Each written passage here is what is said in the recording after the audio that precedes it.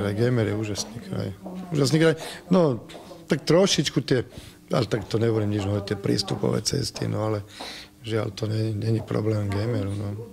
Ale možno to je vaše šťastie, že vás tu toľko tie masy turistov neotravujú. Dobre, s akým cieľom ste teda prišli do Revúcej? Čo bolo hlavným cieľom? Tak pozvala ma úžasná žena, moja priateľka Tatiana Kršková, ktorá je taký ženský slovenský Matej Rebenda.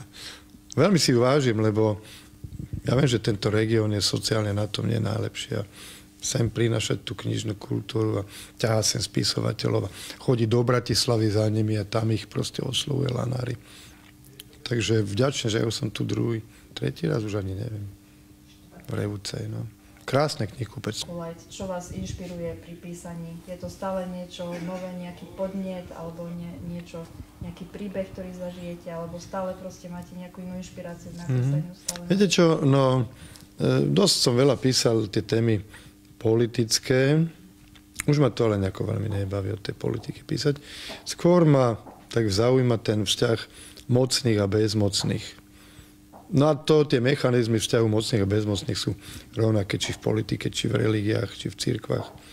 Takže teraz sa tomuto nejako viem. Histórie ma dosť zaujíma. Písať príbehy o historických postavách. Takže budem písať napríklad aj román k 100. výročiu úmrtia Milana Rastislava Štefánika o ňom.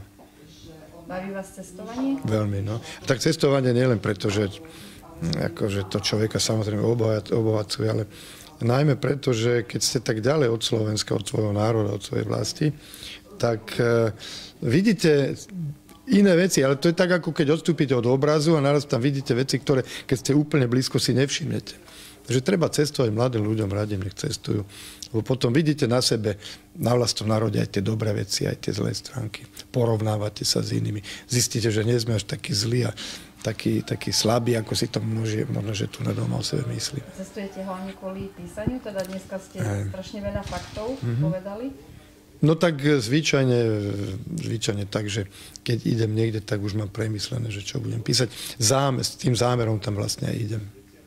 Veľmi som šťastný, že teraz vlastne Kód 1 spolu s Danom Brownom, s Infernom, zhodou okolností obe knihy sa predávajú v tom istom čase, tak je na v podstate rovnakej úrovni.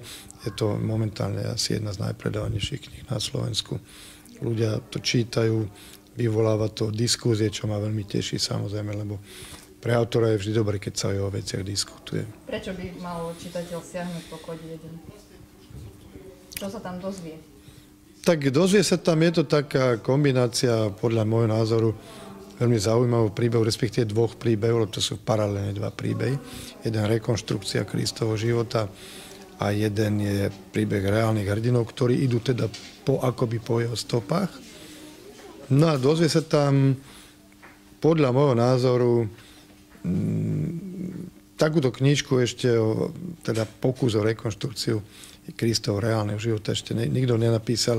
Vôbec to nehovorím nejak nadnesene, lebo viem, z čoho vychádzali iní autori.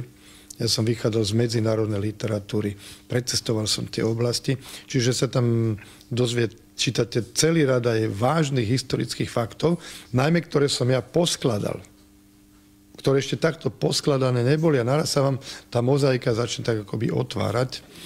No a potom samozrejme sú tam aj informácie o tých krajinách, o tých oblastiach, kde som bol, východné pobrežie Indie, Malabarské pobrežie, Kašmír, Jeruzalém, tak to sú zaujímavé miesta. Taký dobrý pocit mám, pozitívny z tohoto mesta.